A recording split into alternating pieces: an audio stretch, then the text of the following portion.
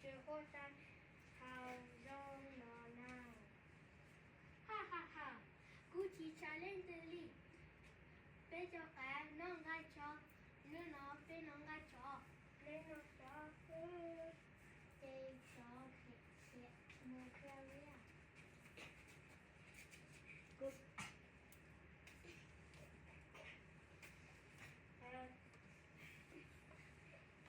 คุณชายจะเกิดก็จะขาเกิดในเมนูซื้อหลอกเต้มุนชายขาเกิดนอนชายขายนอนมีเต็งเดินมุนชายขาตอนเดินมุนชายขาที่ตอนไหนแต่อดยาก็ให้